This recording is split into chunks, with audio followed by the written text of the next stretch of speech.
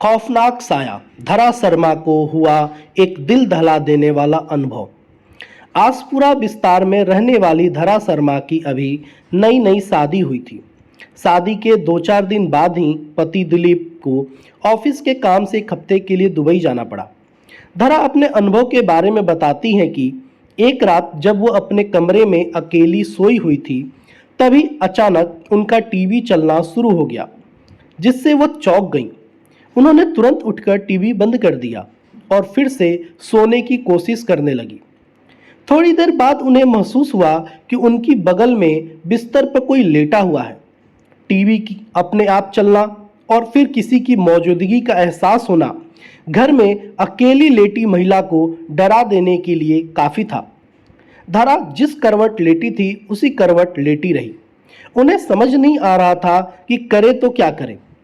खुद को समझाने के लिए उन्होंने सोचा कि शायद ये उनका वहम होगा, लेकिन थोड़ी देर बाद उन्हें फिर से वही अनुभव हुआ कि जैसे बिस्तर का गदा दब रहा हो और बगल में लेटकर कोई करवट बदल रहा हो।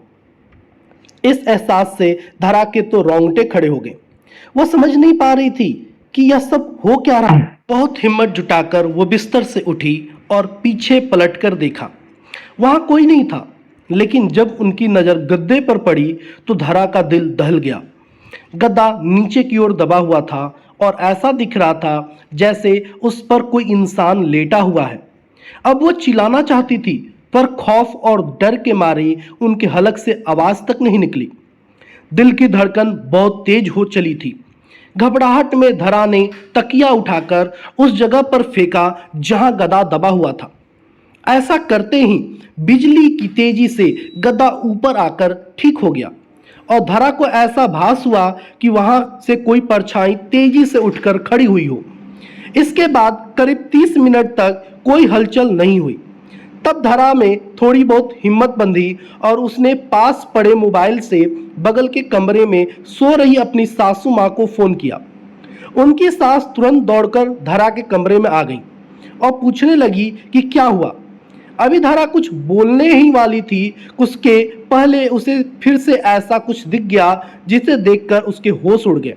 धरा ने देखा कि उसकी सासू माँ के पीछे एक जवान औरत और धुंधली परछाई खड़ी थी।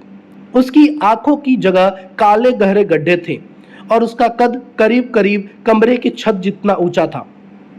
यह भयानक नज़ारा देखकर धरा वहीं बेहोश हो गई और उसी रात उन्हें अस्पताल में दाखिल करना पड़ा। डॉक्टर ने कहा कि डर के मारे लो ब्लड प्रेशर की शिकायत हो चुकी है।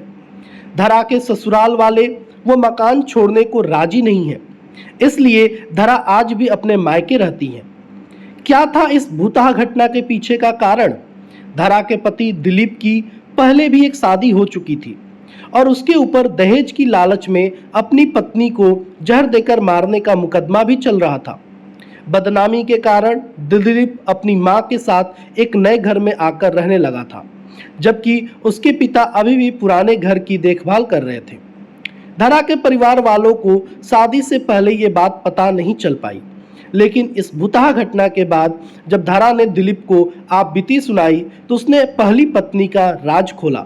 हालांकि उसका कहना था कि पत्नी को उसने जहर नहीं दिया था, बल्कि उसने खुद ही जहर खाकर जान दी थी। अदालत में अभी भी ये मामला लटका हुआ है। धन्यवाद। आपको ये कहानी कैसी लगी कमेंट जरूर करें।